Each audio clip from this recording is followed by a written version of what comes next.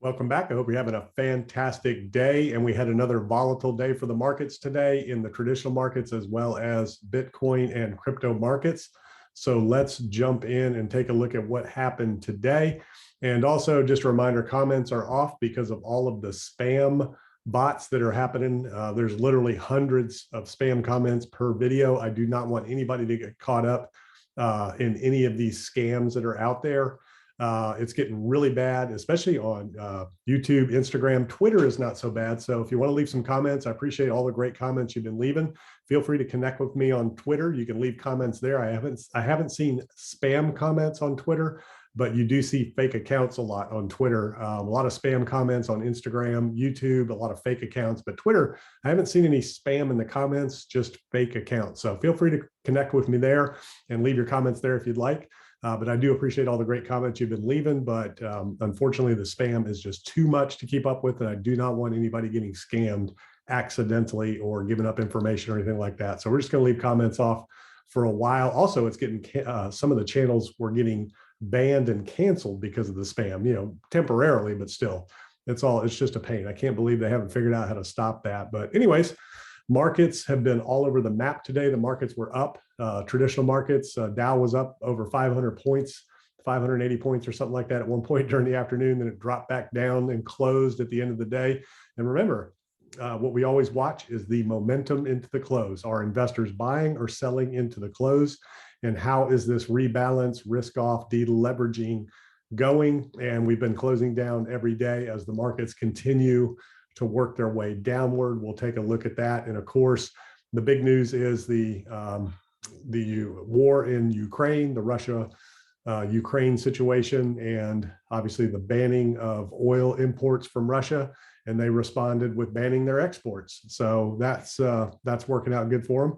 And of course, more and more companies are pulling out of Russia as well. So obviously that's going to affect earnings across the board, which is going to affect stock prices. It's going to affect market volatility and market activity. And what investors want, what markets are looking for is certainty.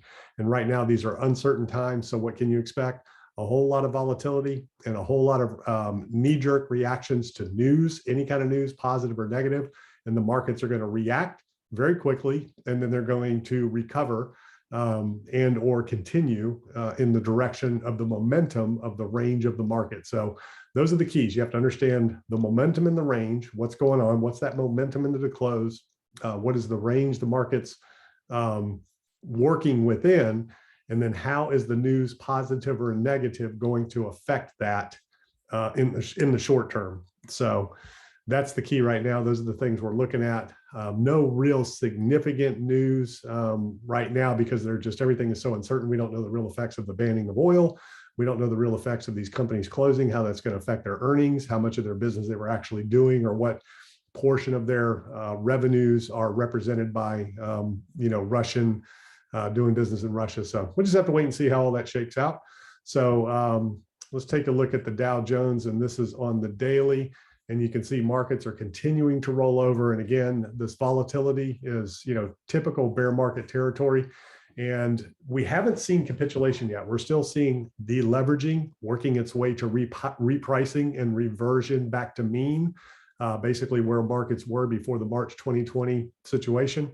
So right now we have deleveraging going on. A lot of positions are unwinding, a lot of margin calls, a lot of deleveraging. Meaning people that borrowed money on margin or just borrowed money to leverage positions are having to, liquidate those positions. So that's what you're seeing here. This is a capitulation. March 2020, that's a black swan capitulation event. This is a slow, traditional bear market activity of deleveraging and unwinding that we're seeing right now. So if you look at this area, I'll circle it right here. That's a March 2020 capitulation. That's what capitulation looks like in the stock market. This is what bear market looks like in the stock market, this area right here. And we can go back and look at history of just little deleveraging events. You can see that it happens, corrections and deleveraging happens. And then you get these capitulation events. This is 2008, the last time that we had a big bear market situation that culminated in a capitulation. So the market's kind of roll over, work their way down, and then you get that big bear market capitulation.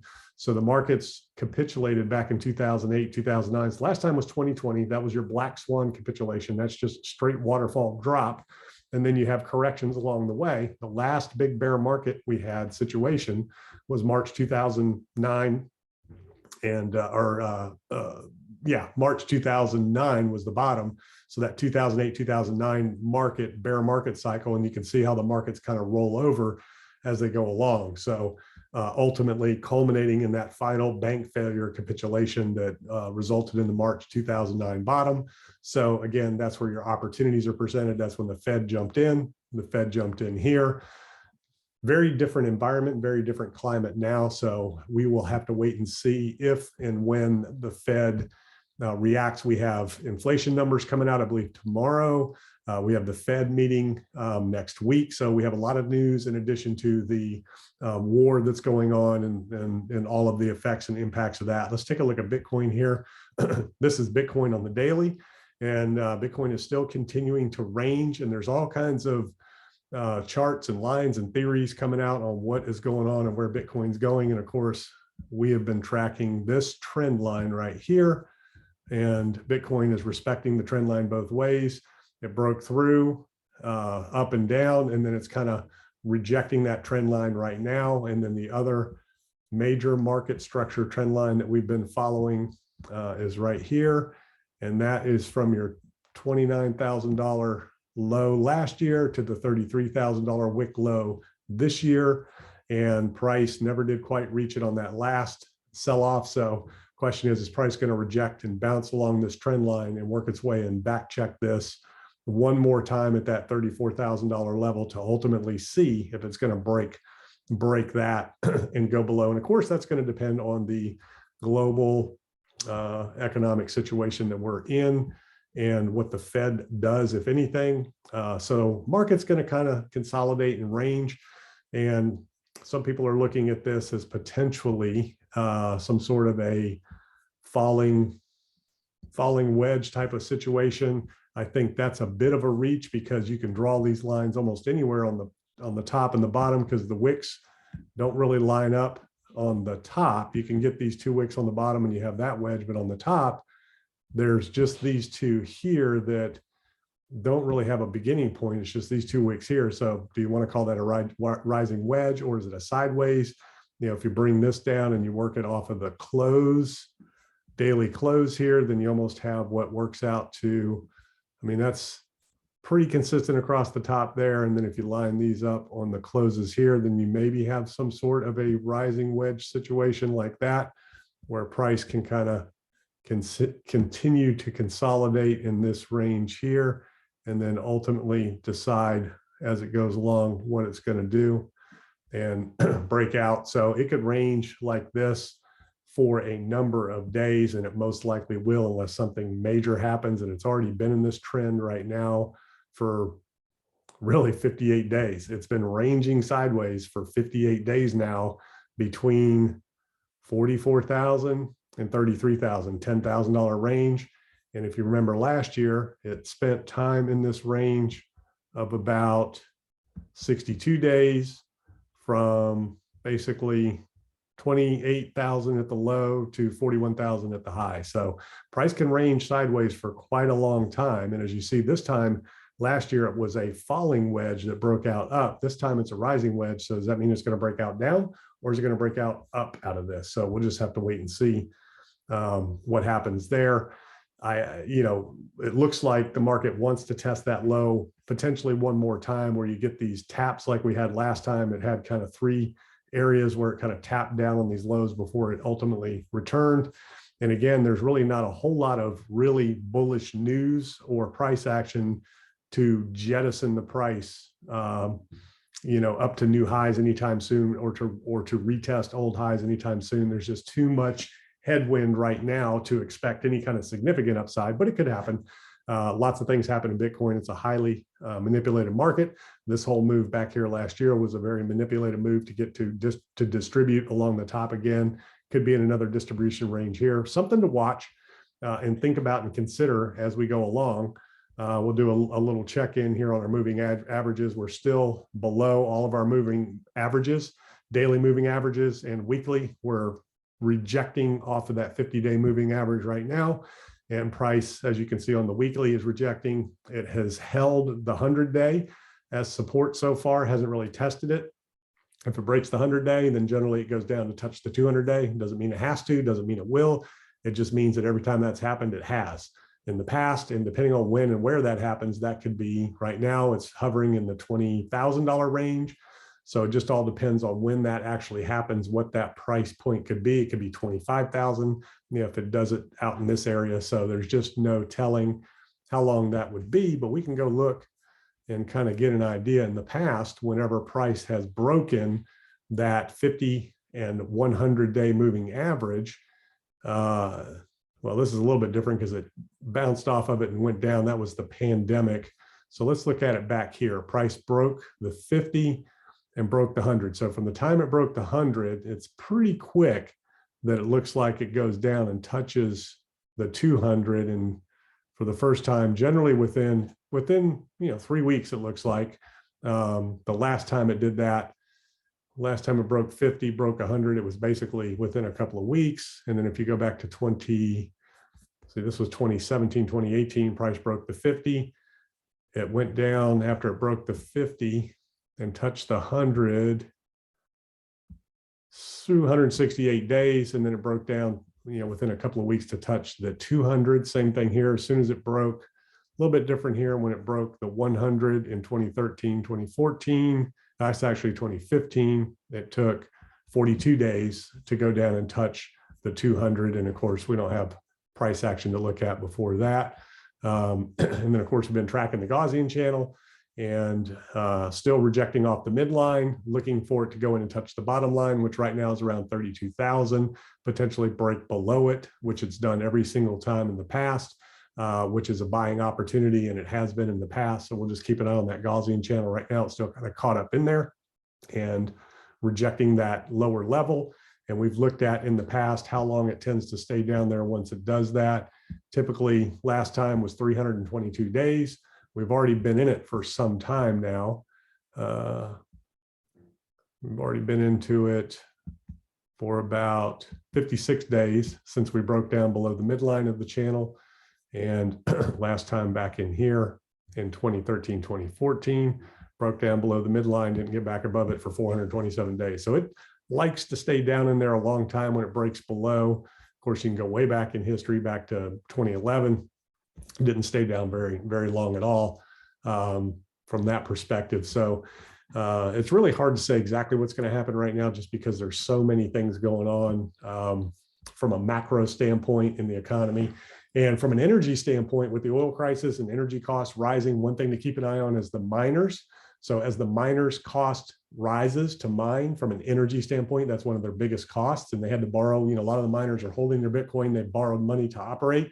As price declines, their break-even changes, their costs go up. They're going to have to sell some Bitcoin because their loans are going to get called, and they're going to have to liquidate some of those reserves to bring either the loan balance down, or they're going to have to do something to pledge more collateral and more assets. So a lot of the miners are collecting and holding Bitcoin and borrowing money to operate because they have to generate revenue, and the fees to maintain the network are not enough to cover their cost to operate. So break even's around 34,000. So it's been somewhat profitable, but as energy costs rise to maintain and mine Bitcoin and maintain the network, that's something you want to keep an eye on in terms of miner capitulation and miner selling versus holding. You can look at Glassnode. There's some on-chain data for that. Will Clemente is a good one to follow. Willy Woo, they do a lot of on-chain analysis, and kind of watch that. And you can Google that, Bitcoin miner capitulation and break even, and you can kind of see the data out there that tracks the sales of miners. Ethereum, everything's kind of tracking along, all the price. These are risk assets. Bitcoin and crypto are risk assets. So they're all going to kind of track right along with the markets. They will decouple a little bit here and there. In other words, when markets are down, sometimes Bitcoin's up a little bit, or when Bitcoin's down, markets can be up a little bit. So they're kind of breaking away from each other in that sense on a daily price action kind of thing. But overall, they're tracking pretty much in the same direction. Markets are kind of sideways, somewhat sideways consolidating here, and a little drop bounce. So this is sideways action right here in the markets, kind of doing the same thing, just not every tick is doing the same exact thing. But in general, they're kind of moving along as risk assets together. And then, of course, we know that the dollar's been up, oil's been up, silver, gold. Peter Schiff's been having a good week. Not sure what gold is going to do. We'll have to wait and see how that shakes out with what's going on. This is a really interesting time in terms of a flight to safety. A lot of money going into treasuries and bonds and things like that. So it'll be interesting to see how all this ends up in the long run. But still a lot of great news in the crypto space. Bain Capital Ventures just launched a crypto-focused fund. Bain Capital is a big venture capital fund, $150 billion of assets under management. They're bringing $560 million to their crypto fund, but this is to fund companies in DeFi, things like that. So a bunch of different DeFi, Web3, probably metaverse, their venture funds that they're going to get into. So this is not for direct investments into the tokens or anything like that themselves, but they do have that with some of their funds. They do invest directly into tokens, but that's differently than this crypto venture fund that they recently just launched. So that's some interesting news to kind of keep an eye on. So Bitcoin mining operators, we just finished talking about Bitcoin miners. They're looking for market share in 2022. Marathon Digital expects to have 199,000 Bitcoin miners producing approximately 23.3 EH by early 2023. And their Stronghold Digital Mining, which owns its power, seeks to buy additional plants and scale its mining equipment and operations this year. So that's an efficient operation when they end up owning their own power. So again, the thing to keep an eye on is the cost of these companies to operate and what their break even is in relation to the price. And that'll give you an idea if price ends up under pressure in the long run. And then, of course, the executive order that Joe Biden is signing on crypto. So there's a couple of things going on. One is his executive order, which is basically to start studying crypto to find out who's going to regulate it. Is it going to be the CFTC or is it going to be SEC? Are they going to do it in conjunction? Which of these assets are going to be viewed as securities? Which ones are going to be viewed more as commodities? You know, those types of things. So it'll be interesting to see how that shakes out. And of course, this is a good thing. Obviously, regulation is what's needed to bring the kind of capital into the space that's going to really jettison prices and increase prices throughout the space. So I know a lot of people are not in favor of regulation, but there's just nothing you can do about it. As the space becomes more broad scale adopted and more used in a broad scale, there's going to be more regulation in the space, which is, again, going to bring more capital to the space. So at the end of the day, it drives the valuations of the assets, but it will, in some cases, stabilize pricing like Bitcoin. Ultimately, if it's going to be a store of value, hedge against inflation, those types of things, and it needs to be more stable in its price. How does that happen? Through regulation and through more institutional adoption. But it is still early. We shall see. In terms of market capitalization, Bitcoin and crypto total market cap is a fraction of what the stock market represents, what real estate represents, and the amount of investable capital out there. So we are at the very, very early, very, very beginning stages of this space. Very interesting times to be involved. And then the other thing that we talked about was regulating stable coins and things like that. So one area of the regulation is to try to understand and determine who is going to have authority over these assets and over these different spaces. And the other one is the regulation. I can't find the article now, but there's an article on the regulation of stable coins and the role of stable coins within federal governments in terms of, central bank CBDCs, central bank digital currencies, and private stable coins like USDC or USDT.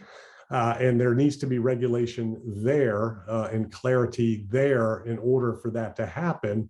And what they're looking for and what Treasury is wanting to see and the Federal Reserve is wanting to see is for stable coins to operate more as traditional banks with regulations that banks have to adhere to with depositor insurance, transparency, full backing of their assets and fully disclosed, fully transparent in terms of transparency in terms of what their deposits are backed by.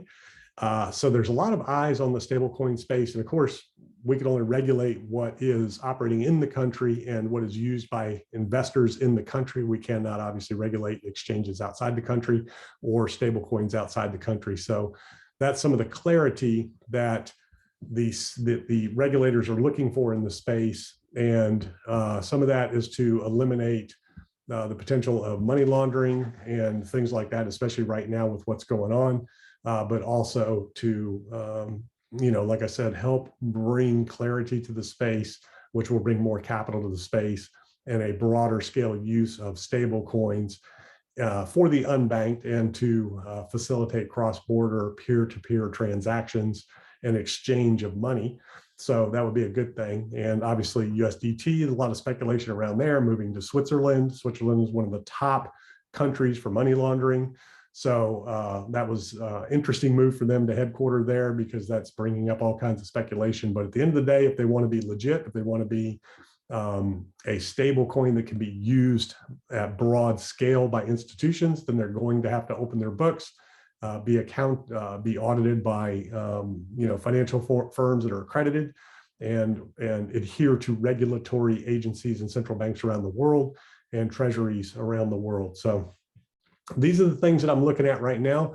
Very crazy times for the markets, volatile times, but that also creates opportunities as markets go up and down. But you have to be very careful in markets like this, in volatile, uncertain times. Sometimes the best trade is no trade at all. Sometimes the best thing to do is just kind of sit back, watch, and just wait for things to kind of level off. So these are the things that I'm looking at.